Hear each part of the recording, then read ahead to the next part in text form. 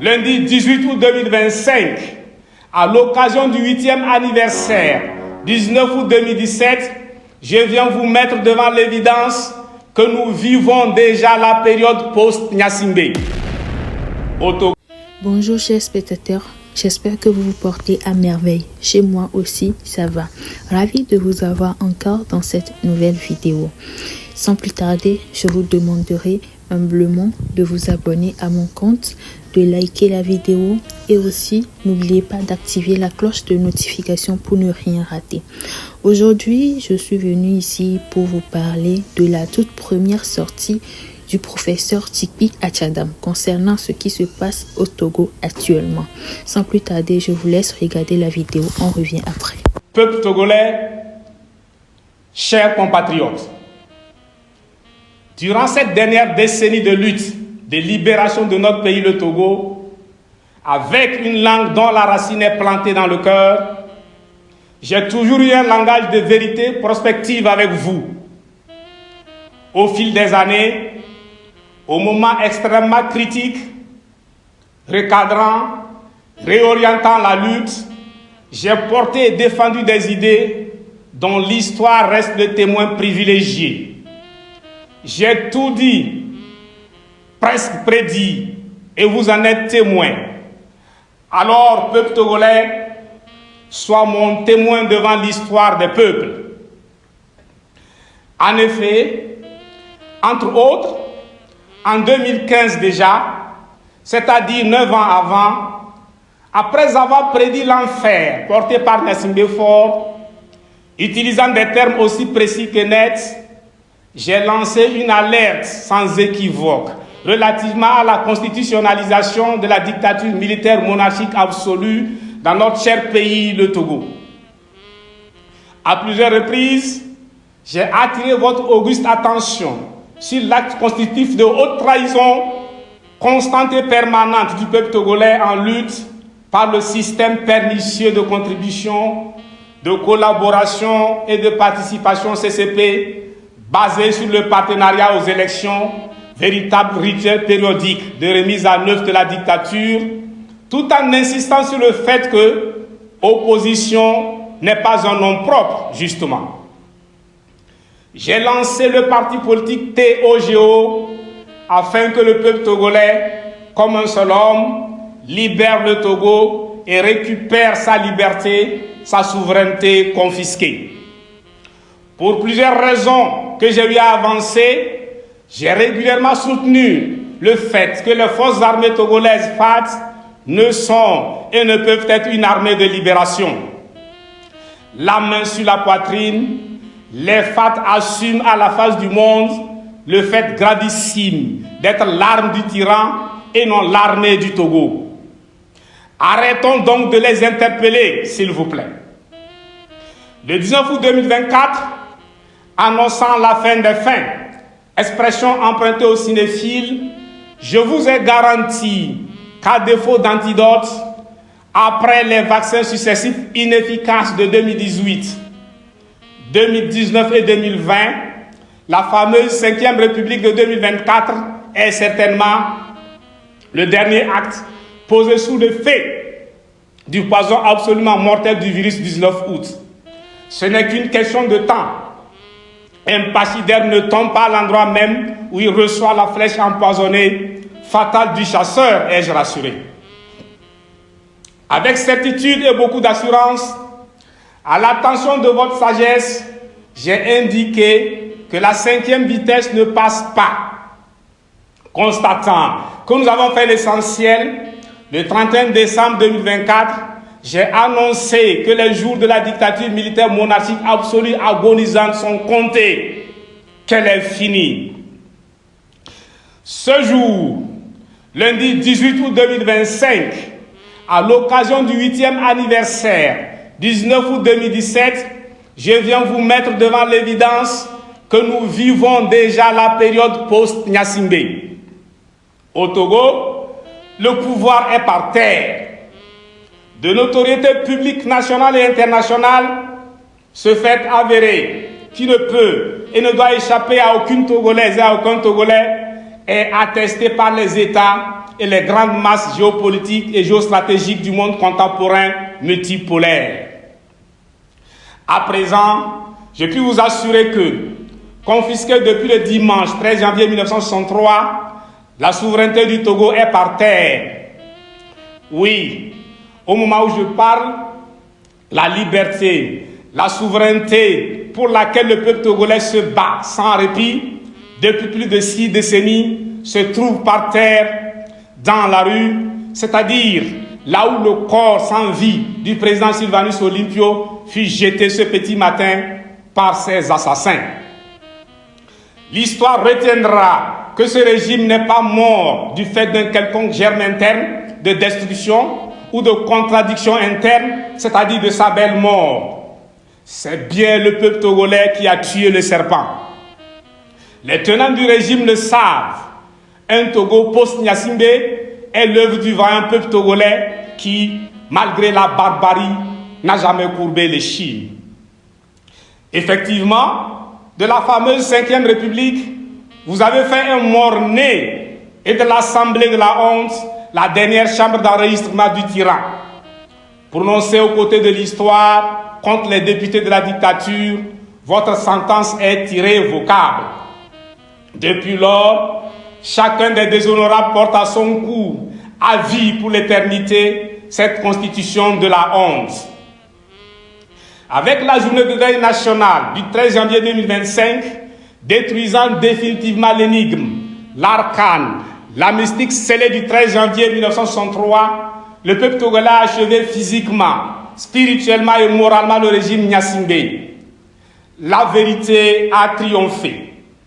Cependant, tant que nous n'aurons pas coupé la tête à ce régime diabolique d'essence machiavélique, les torrents de sueur, de larmes et de sang dont il se nourrit et s'abreuve ne s'arrêteront jamais.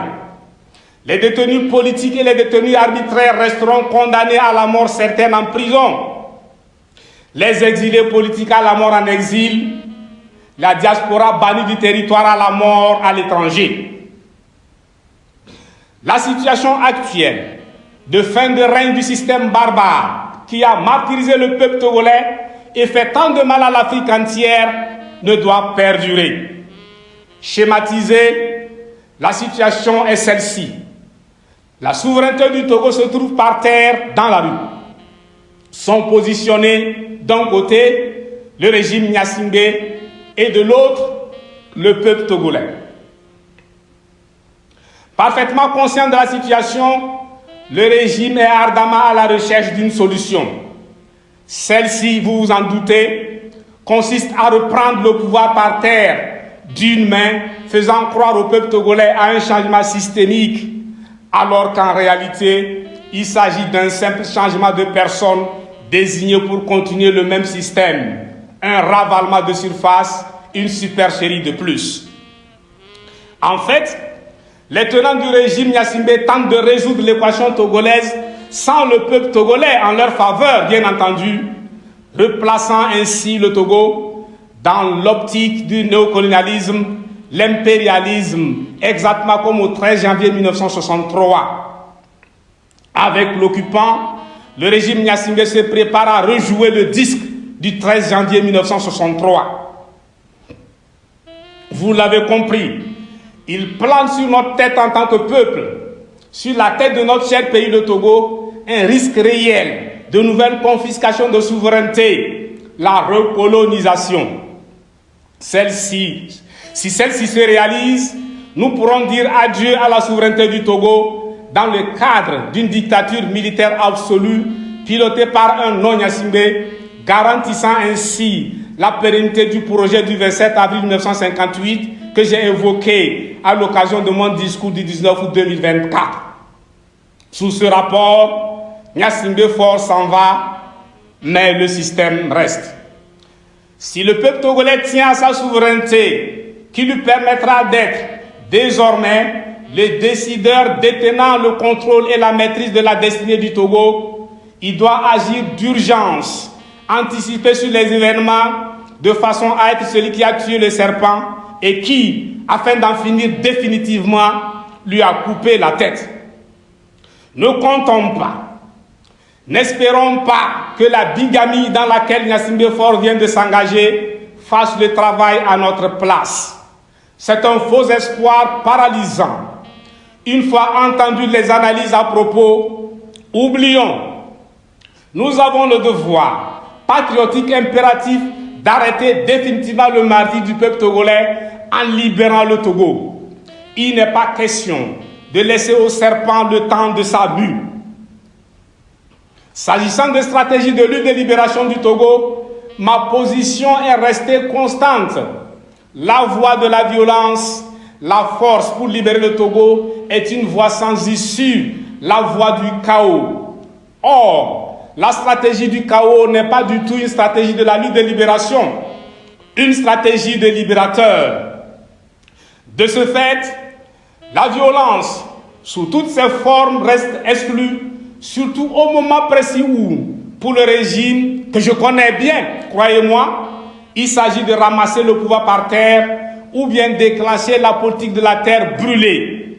N'oubliez surtout pas la guerre de Yadema dont je vous ai déjà parlé. Je sais de quoi je parle. Les vieux barons du régime savent exactement de quoi je parle. Dans cette lutte, connaître parfaitement le régime en place, maîtriser le terrain, se mettre à la place du manifestant combattant de la liberté en situation réelle, concrète sur le terrain, est capital pour définir une stratégie, pour planifier. Ainsi, j'ai pris toutes celles et tous ceux qui parlent de lutte de libération du Togo, notamment de stratégie en la matière, de tenir honnêtement compte de ces trois facteurs fondamentaux. Au minimum, se mettre, ne serait-ce que par imagination, à la place du manifestant sur le terrain au Togo, qui prend des risques réels et non virtuels face aux forces armées du tyran, défendant farouchement la dictature militaire la plus féroce d'Afrique, est crucial pour le planificateur qui veut engager les Togolaises et les Togolais dans une manifestation publique. Il ne faut jamais perdre de vue que nous menons ce combat au nom de la vie, une vie digne pour toutes et pour tous. On ne libère pas son pays en immolant, en sacrifiant ce qu'il a de plus cher, sa première ressource, la jeunesse. Cela reviendrait à handicaper l'avenir du pays. Pour nos martyrs de 1963 à 2025, je pleure. Mon cœur saigne pour la jeunesse togolaise prise pour cible par ce régime féroce. Cette jeunesse sacrifiée, embastillée, torturée, tuée, obligée de prendre la route de l'exil, malgré le risque réel d'y laisser sa peau. Je pleure les otages politiques, les exilés politiques, la diaspora bannie du territoire national où sont couchés leurs ancêtres, enterrer leur cordon ombilical. Je ne suis pas de ceux qui, dans cette lutte, soutiennent qu'on ne fait pas d'omelette sans casser les œufs. Le proverbe est sans aucun rapport avec le contexte. Je regrette. Même à la guerre, quand bien même aller au front est, en quelque sorte, accepter la mort sur le champ de bataille, l'instinct de survie habite toujours le militaire jusqu'à la seconde près où il tombe, au dernier soupir, à son corps défendant.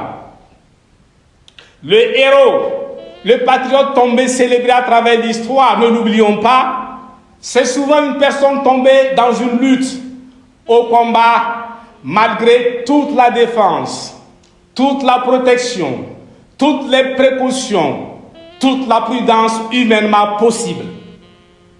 Le 19 août 2024, tout en exprimant mon entière confiance quant à la conclusion de la lutte de libération, j'ai néanmoins rappelé que les réseaux sociaux ne sauraient remplacer le terrain réel. Déterminant, le terrain réel est le véritable théâtre de la lutte. Une année après, ce 19 août 2025, j'en appelle vivement à notre utilisation efficiente des réseaux sociaux qui doivent rester ce qu'ils sont, c'est-à-dire un outil de communication et de mobilisation pour la lutte effective sur le terrain, mais pas un espace de lutte.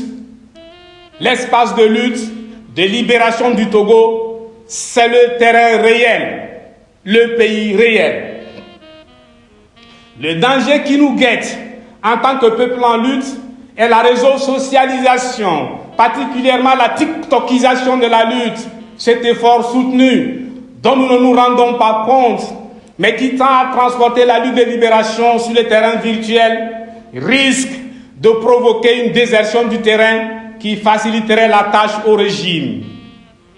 Ne voyez-vous pas que celui-ci, de façon insidieuse, habile avec ruse, l'encourage et l'exploite en faisant semblant d'en être exaspéré, d'en avoir peur, de le combattre même?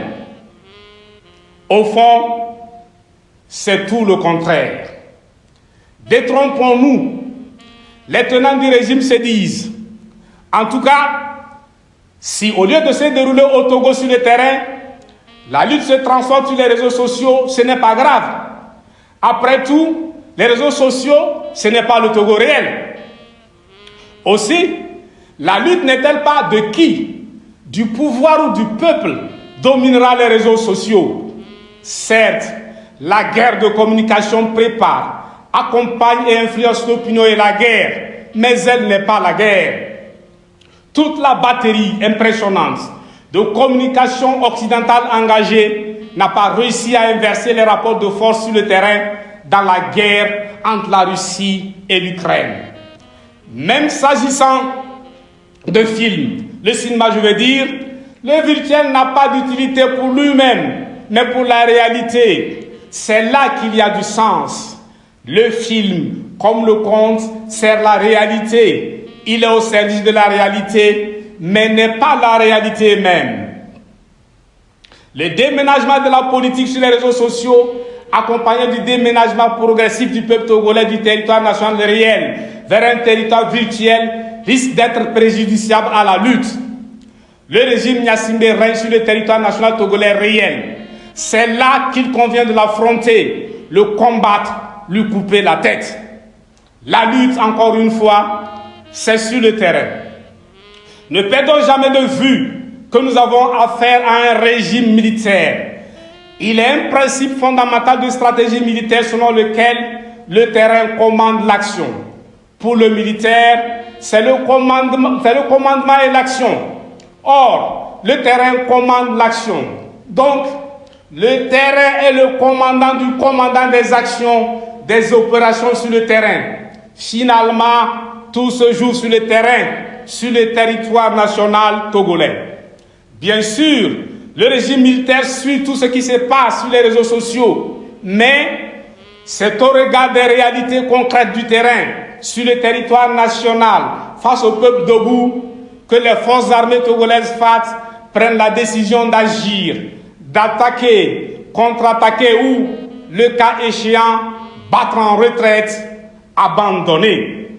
C'est à partir de ce qui remonte du terrain, à travers les rapports des FAT sur le terrain, que les tenants du régime, avec à leur tête Gnassingbé Faure, décideront de s'approcher ou de partir dans une débandade inimaginable, d'étaler comme des lapins. Il n'y a pas plus peureux, plus instable qu'un dictateur.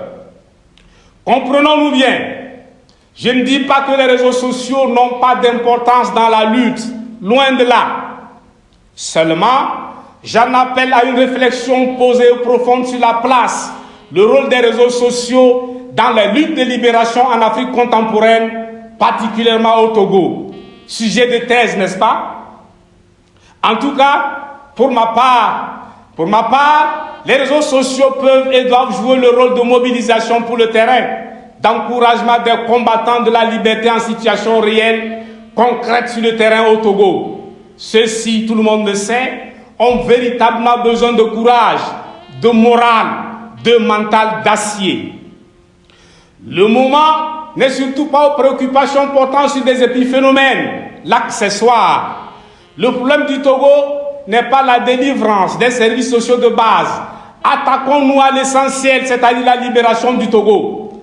La grogne est fondamentalement politique et non sociale. Par conséquent, la demande du peuple est éminemment politique et non sociale. Le concept dictature est utilisé pour désigner un régime autocratique Mais chaque dictature porte une identité propre. Donc, arrêtons de dire que ça se passera entre eux. Si ça se passe entre eux, il ne faut pas être surpris que ce soit contre nous, peuple togolais. De même, si ça se passe par les forces armées togolaises FAT, il faut être sûr que ça se passe contre le peuple togolais et pour un temps difficile à estimer.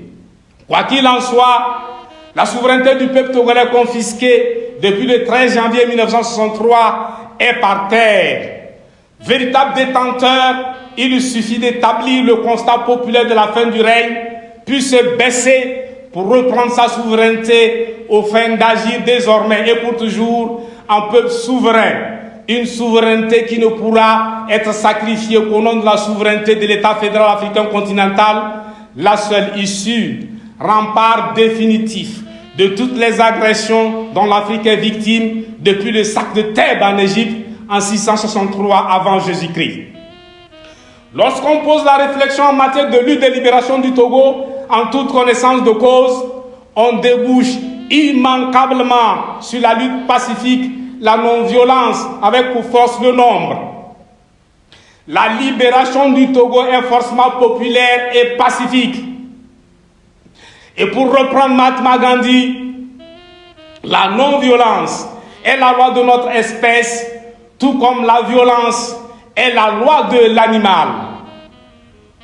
Je maintiens, seule la non-violence, le pacifisme décliné en abstention massive pacifique et en action massive pacifique sur tout le territoire national permettra au peuple togolais de couper la tête au serpent qu'il a tué, libérant ainsi le Togo avec 0 détenu, 0 exilé, 0 mort. Je veux voir la jeunesse togolaise pétillante d'intelligence debout après la libération du Togo. C'est elle le Togo. La solution réside dans notre capacité à produire les déluges, à même d'engloutir ou d'emporter le régime. Je vous assure que le jour où son renseignement lui dépose sur la table des informations fiables et concordantes faisant état de ce que le peuple togolais est prêt à sortir effectivement, manifester pacifiquement dans la rue, ne serait-ce que dans la capitale Lomé et dans 10 villes et villages environnants, il n'y aura plus de manifestations. Faute d'effectifs, à la hauteur de l'inondation par marée humaine, Gnassingbé Faure, avant le jour J, va partir de lui-même, sans un seul coup de fusil. Vous serez surpris agréablement. Vous n'allez pas croire que c'est le même Gnassingbé Faure. S'en suivra le sauve qui peut, la débandade générale définitive de la minorité face au déluge. Alors, les manifestations prévues se transformeront en une célébration de la liberté, la souveraineté retrouvée. Tout se joue autour de la rue. Pacifiquement, la déserter totalement ou l'inonder totalement. C'est le seul et unique moyen de forcer Gnassingbé Faure à lâcher, à quitter le pouvoir. Si le peuple ne le force pas, il ne partira pas. Gnassingbé Faure, qui ne comprend que le langage de la force, ne démissionnera pas de lui-même. Non. La reconquête de la souveraineté du Togo engage tout le peuple togolais sur l'ensemble du territoire national et dans la diaspora.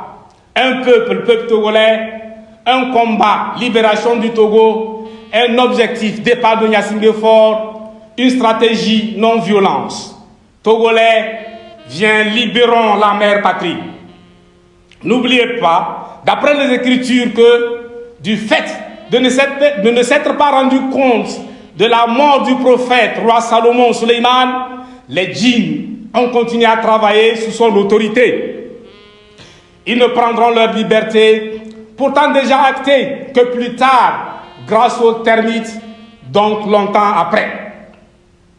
Le peuple togolais qui a tué le serpent ne peut avoir peur de l'approcher en vue de lui couper la tête, acte consacrant sa mort définitive. Qui peut le plus, peut le moins. Sur ce, j'invite chaque Togolaise et chaque Togolais résidant sur le territoire national togolais, au village, en ville, à la capitale Lomé, ainsi que dans la diaspora de par le monde, à se tenir prêt en attendant un mot d'ordre clair, avec des dates précises pour les manifestations. Pour votre patriotisme légendaire, je vous remercie. J'espère que vous aussi, vous avez vu la vidéo, vous avez écouté ce qu'a dit le professeur Tiké Achada. Maintenant, dites-moi en commentaire, qu'est-ce que vous en pensez? Qu'en pensez-vous? Parce que son silence, effectivement, avait suscité beaucoup de réactions. Beaucoup l'avaient interpellé concernant son silence, qu'il devait faire une sortie et tout. Maintenant qu'il l'a fait, maintenant dites-moi, qu'est-ce que vous en pensez? Êtes-vous d'avis? Qu'est-ce que vous en pensez? J'aimerais voir vos réactions concernant la sortie du professeur. Oui, je vous dis à très bientôt. On se revoit dans une nouvelle vidéo. Portez-vous bien. Ciao, ciao. Bisous.